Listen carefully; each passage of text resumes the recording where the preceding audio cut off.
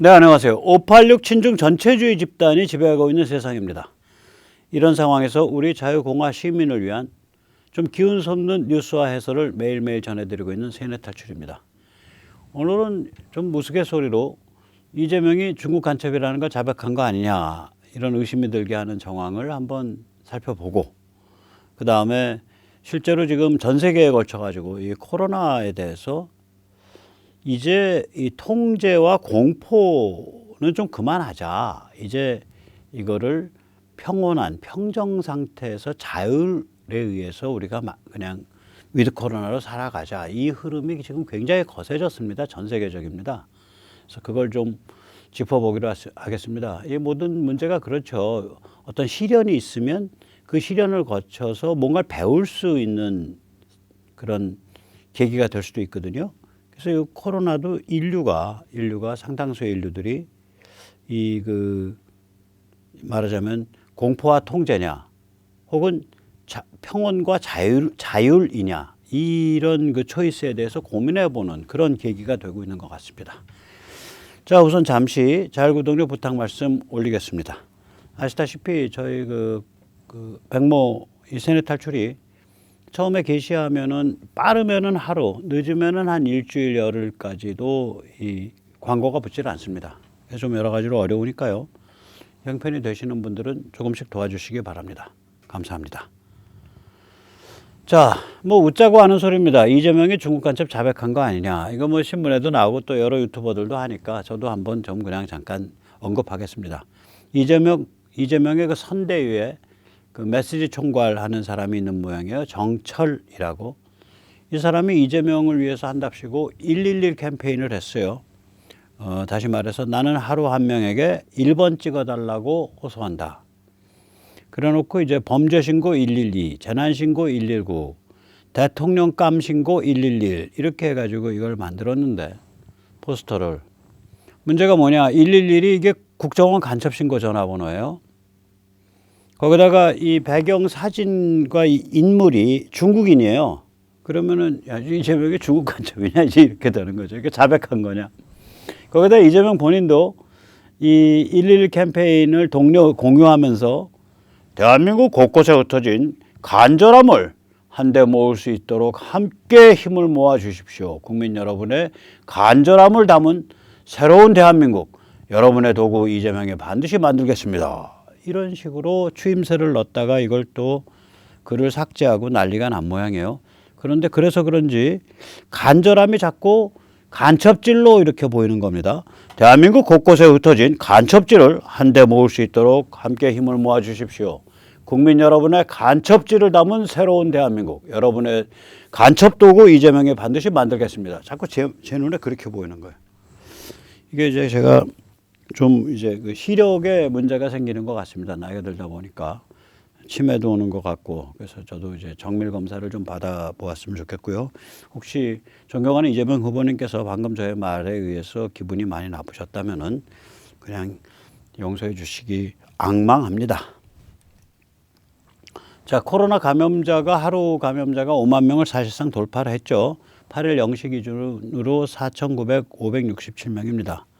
이 매주 2배씩 증가하는 경향이니까 대선 때는 하루 20만 명을 넘게 되겠죠. 대선까지 지금 한 4주 남았는데, 그렇죠. 한 4주 남았으니까 두 번 하면은 16배 증가하면 뭐 하루에 뭐 80만 명인데 거기까지는 안 갈 거고 한 30만 명은 그냥 훌쩍 넘기지 않겠나 이렇게 생각을 합니다. 주로 오미크론 전염인데요. 아시다시피 오미크론은 전염력은 굉장히 높은데 대부분은 경증이고, 단지 이제 노령층과 기저질환자에게 상당히 불규칙한 그런 위험한 상황을 초래하는 그런 그 패턴을 보이죠. 자, 이런 상황이 되니까 이거 벌써 2년이란 말이에요. 그러니까 이게 사람들이 이제 넌더리가 나는 거죠. 그래서 이게 공포와 통제냐 아니면 평온과 자율이냐, 자율과 평온이냐, 이 사이에 선택 이슈가 굉장히 극명해지고 있습니다. 정부가 지금 5만 명 넘고 이제 10만 명 간다 그러니까 이제 단계별 추진 계획을 발표를 하는데, 결국 핵심은 뭐냐면 이제 모든 병원에서 다 코로나 볼 수 있게 만들겠다 이거예요. 이제 모든 병원에서 뭐 코로나 전문 병원, 음압시설 뭐 이런 거 다 필요 없고 모든 병원에서 다 코로나 보도록 하겠다 뭐 이런 얘기입니다. 자, 그러면 이제 우리는 그래도 한국 사람들은 양순해서 정부의 이 공포 통제 기조에 대해서 정면으로 그렇게 대규모 저항을 안 하고 있는데 지금 다른 나라들은 굉장히 저항이 거셉니다. 그래서 이것에 대해서 미국의 이제 그 FDA 그러니까 식품 FDA면 식약청이죠. 식약청 그 간부 출신 정치인이에요. 정치 지망생이죠. 지금 이제 뉴저지 제7선거구에서 연방 하원 의원 이번에 나오겠다고 출사표 던져놓은 사람이니까 릭 메타라는 사람이 아주 일가를 했습니다. 지금 바이든 정부가 최근에 보건 비상 상황 헬스 이머전시를 90일 더 연장했거든요. 그걸 비판을 하면서 이 헬스 이머전시 보건 비상 상황을 끝내야 한다라고 발언을 했습니다. 이 사람의 그 논지가 상당히 날카롭습니다. 뭐라고 말하냐? 비상 상황이 장기화 지속 상태가 되면 사람이 살 수 없습니다.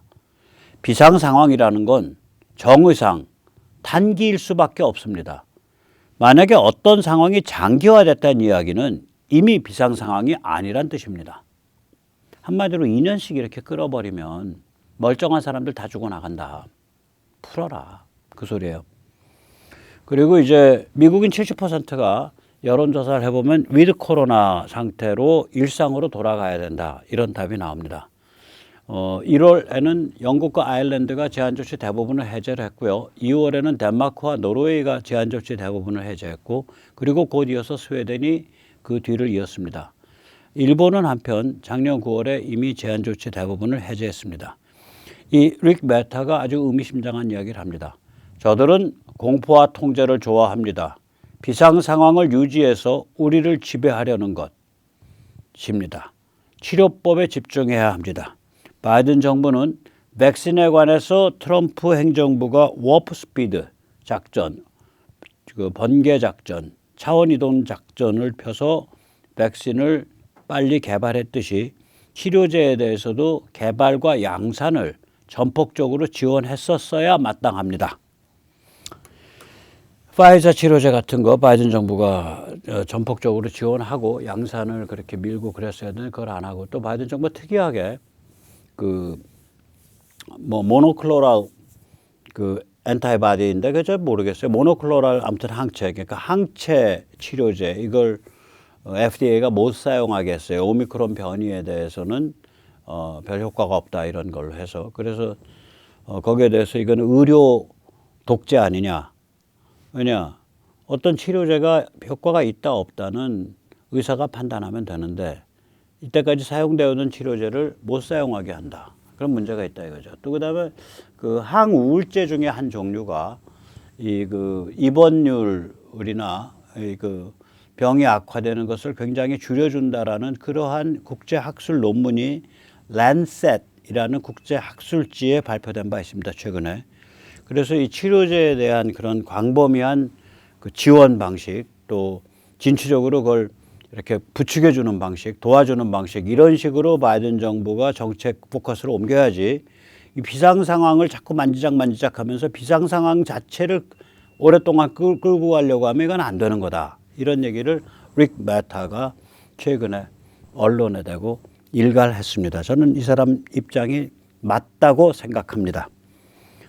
자, 이제 이런 것이 이제 릭 메타 한 사람의 입장이 아니고요. 이게 이제 서방에서 자유세계에서 일반화되어 가고 있습니다. 우리 언론에서는 많이 보도 안 했지만 지금 캐나다 트러커 파업 아주 지금 살벌합니다. 이 트러커 파업이 뭐냐면은 그 백신 의무 접종을 반대한 거예요. 뭐냐면은 트러커가 백신을 맞지 않으면 국경을 안 통과시키겠다. 통과하지 못하게 하겠다라는 게 이제 캐나다 이 트루도 좌파 정부의 최근의 결정이었어요. 그래가지고 이제 그 캐나다의 수도 오타와에 이제 트럭이 막 수천 대 뭐 만여 대 이렇게 모인 거예요.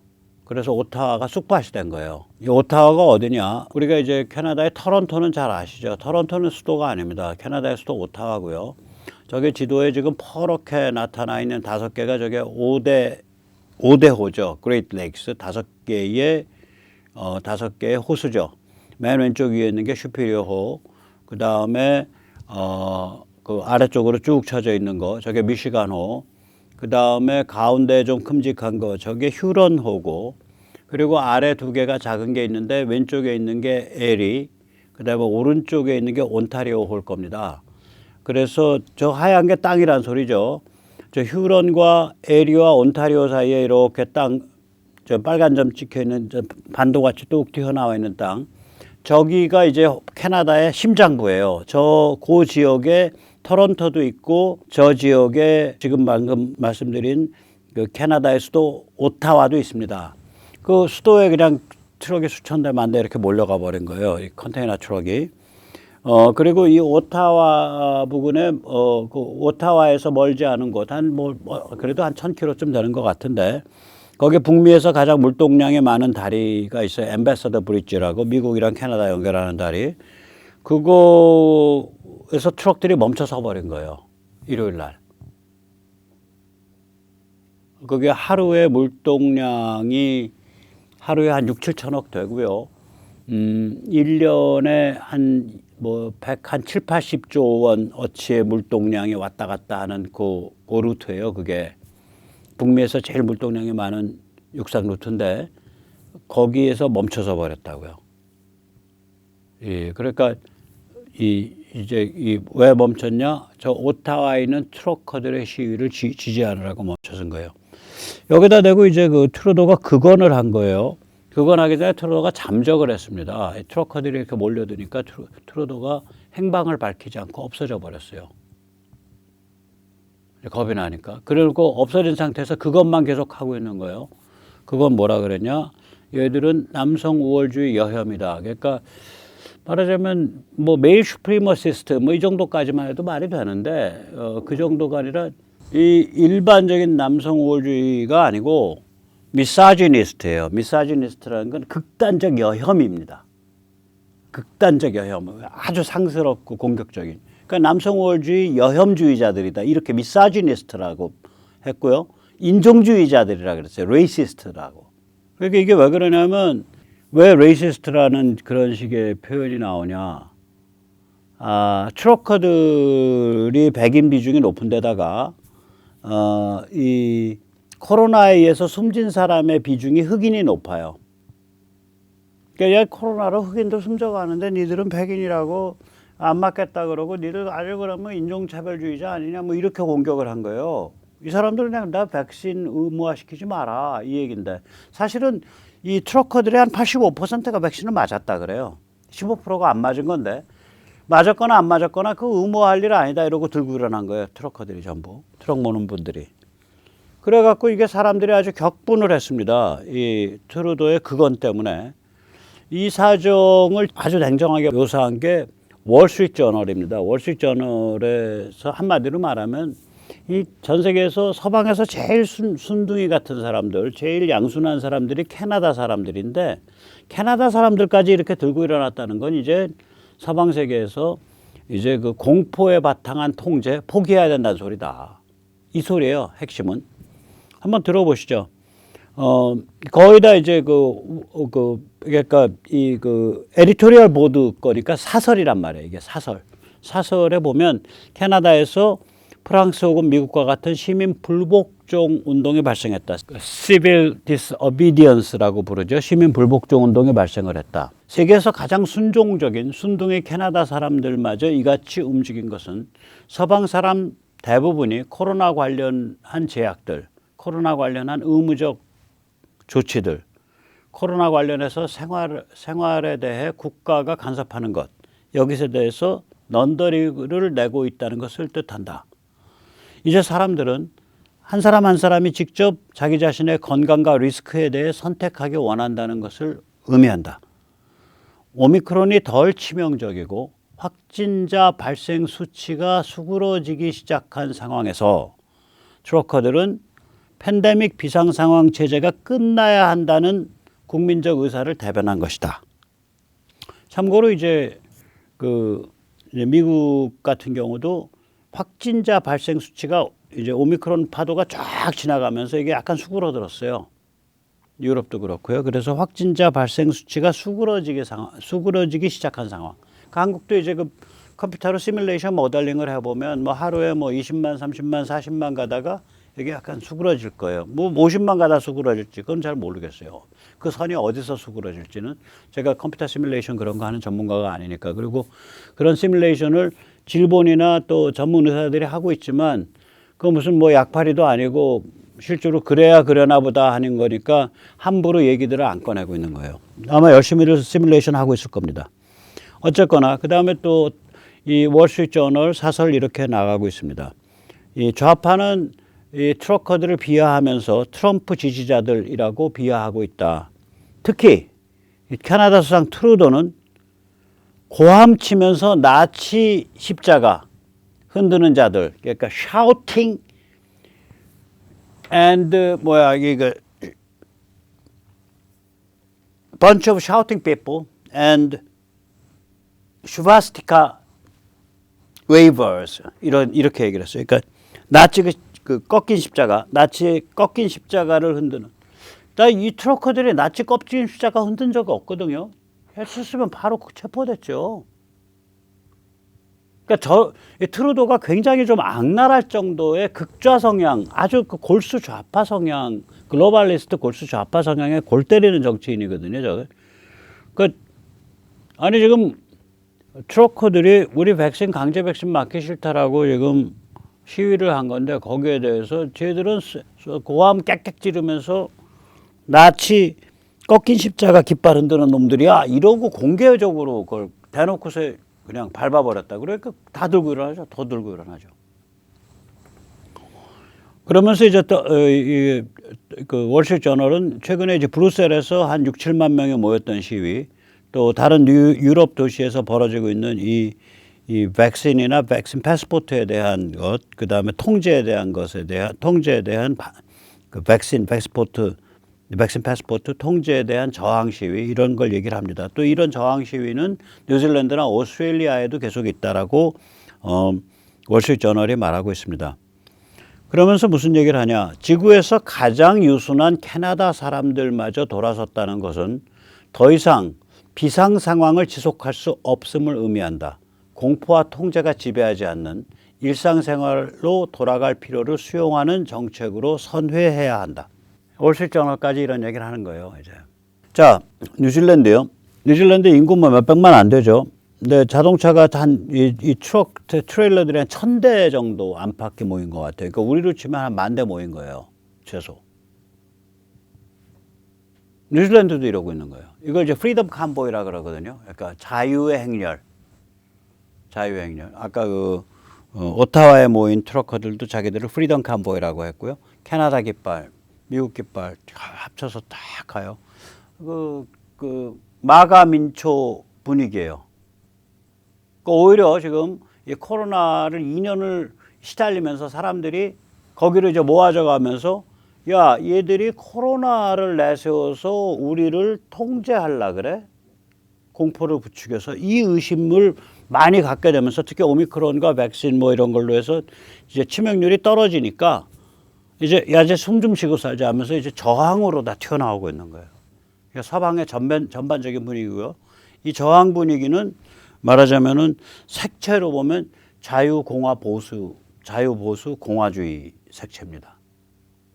그래서 이 위기를 한번 이렇게 겪고 나니까 오히려 그쪽으로 가는구나 사람들이. 전 그런 생각이 좀 듭니다.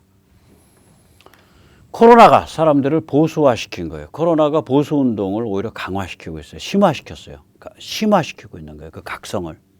뭐냐면 내가 생명이 위험하다 그래서 양같이 순하게 이렇게 있어서 공포 속에서 통제를 잘 따라서 이렇게 다닐 거냐, 아니면은 내 머리로 평온하게 일상을 유지하면서 내 머리로 판단을 해서 내가 리스크지고 백신 맞을지 안 맞을지, 그 다음에 우리 아이의 입에 마스크 채울지 안 채울지 내가 결정하겠다라는 자율성, 그러니까 평온과 자율성으로 갈 거냐, 아니면 공포와 통제성으로 갈 거냐에 대해서 사람들이 그 화두를 가지고 많이 고민하는 거예요. 결론이 뭐가 났든 간에 그게 대중적 차원에서 고민이 일반화되면 인류가 성숙합니다. 코로나가 인류를 성숙시킨 측면이 있는 거예요. 그래서 이 개인, 자유, 책임, 내가 개인, 자유, 선택, 책임 이런 화두를 가지고 우리를 성숙시킨 측면이 있어요. 이게 성숙시켜 가는 거예요. 자, 그래서 이제 그 다음에 이제 이게 어느 정도 살벌한 싸움이냐 보세요. 이 트러커를 도와주겠다고 이제 GoFundMe라고 미국 제 1위의 그 성금 보내는 사이트가 있어요. GoFundMe에 이 트러커 도와주겠다고 900만 달러 우리 돈으로 치면은 약 한 100억 원이 모인 거예요. 순식간에. 그랬더니 이 GoFundMe 사이트가 아무 증거 없이 그 캐나다 트러커 사이트 지금 폭력으로 쳐달았습니다. 그래서 우리가 900만 달러를 거기 트러커 거기 안 보냅니다. 우리는 다른 자선단체로 기부하겠습니다. 그 다른 자선단체는 우리가 스스로 판단합니다. 우리 기준에 맞춰서 이러고서 발표를 한 거예요.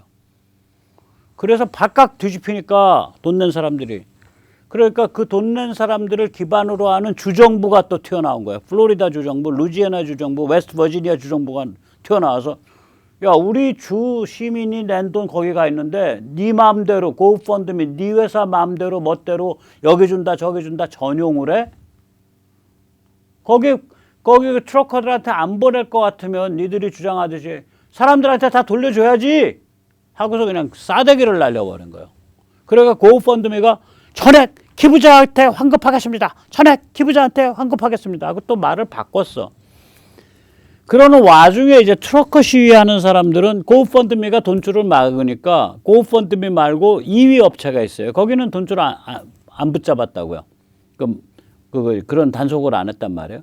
그러니까 Give, Send, Go라는 사이트예요. 거기로 이제 돈이 모이기 시작을 하니까 또 이 좌빨이나 누군가가 그 짓을 했겠죠. 이 Give, Send, Go 사이트로 공격을 해서 사이트가 다운돼 갖고 그 사이트를 다시 살려낸다고 지금 밤잠 못 자고 엔지니어들 일하고 있습니다. 이거 보면 이 싸움이 얼마나 살벌한 싸움인지를 알잖아요. 살벌한 싸움이에요. 그러니까 글로벌리스트 빅텍들이 막 움직이고 그래서 고펀드미 사이트 같은 경우는 글로벌리스트 빅텍에 봉사를 해서 우리 돈 안 보내 하고 이제 삐대는 거고 거기에 대해서 이제 그런 정책에 따르지 않는 2위 업체 사이트로 사람들이 몰리니까 또 거기를 누군가의 사주를 받은 자들이 해커들이 공격을 해서 다운시키고 정말 우주전쟁 같은 전쟁이 벌어지고 있습니다. 이렇게 살벌한 싸움이에요. 이런 규모로 벌어지고 있는 거예요. 싸움이. 사이트는 미국 거고 싸움은 캐나다에서 벌려져 있고 그 캐나다 싸움을 지원한다고 미국 쪽에서 캐나다로 건너가는 다리에서 엠베서더 브리지를 막아가지고 교통을 막아버리고 미국과 캐나다 사이에 내륙 그 화물 운송 경로를 상당 시간 동안 막아버리고 그리고 정치적 색깔로는 이 마가 트럼피즘과 유사한 종류의 저항 운동이고 이 백신 패스포트, 백신 강요, 통제에 대한 저항이 이게 막 이게 섞여 있는 거예요.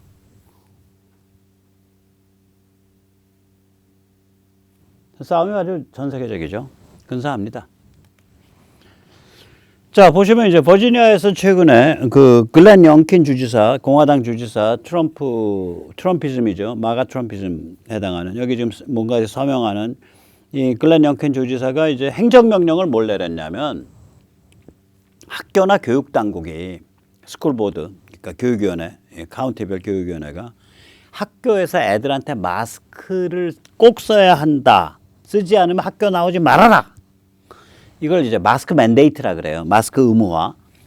학교나 교육당국이 마스크 의무화를 해서는 안 된다라고 하는 행정명령에 서명을 한 거예요. 그걸 서명을 해놓으니까 이제 좌빨 애들이 이제 그 버지니아 법원에 이걸 이제 이제 효력정지 가처분 신청을 한 거예요. 우리말로 치면. 효력정지, 그게 뭐냐면, 그 주지사가 학교 당국이나 교육위원회가 내리는 결정을 주지사가 가로막을 수 있냐. 저 불법이다, 행정명령이. 그래가지고 이제 그걸 이제 가처분 신청을 한 거예요. 효력정지. 그거에 대해서 이제 어저께 버지니아 대법원의 판결이 나왔는데 판결이 우리가 볼만합니다. 주지사, 그러니까 이 가처분 신청의 내용 자체는 가처분 신청의 내용은 뭐냐면 글렌 영킨의 행정명령, 글렌 영킨 주지사가 행정명령으로 교육위원회나 학교의 정책을 바꿀 수 있냐, 가로막을 수 있냐. 그건 안 된다라는 게 가처분 신청의 주장인데 판결은 그거를 얘기한 게 아니에요. 판결은 주지사에게 그런 권한이 있냐 없냐 따지지도 않았어요. 판결은 뭐라 그랬냐. 마스크라는 건 굉장히 크리티컬한, 굉장히 그 강도가 높은 규제다. 마스크 써라 이런 게. 그런 강도가 높은 규제를 학교나 교육위원회가 할 권리가 없다예요. 거기다 글렌 영킨이 얼마나 정치적으로 이게 스마트한 친구냐면 딱 뭐라고 말했냐. 저는 마스크를 써야 한다, 안 써야 한다. 거기에 대한 찬반이 아닙니다.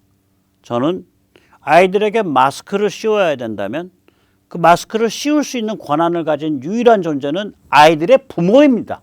저는 그거를 얘기하는 겁니다. 어떻게 그걸 학교나 교육위원회가 나서서 아이들한테 마스크를 써라 말아를 규정합니까? 멋있죠? 저 아주 똑똑한 사람이에요. 아주 똑똑한 사람이에요. 그래서 어저께 아주 그 근사한 승리가 있었죠. 그러니까 이게 다 흐름이 저렇게 가죠.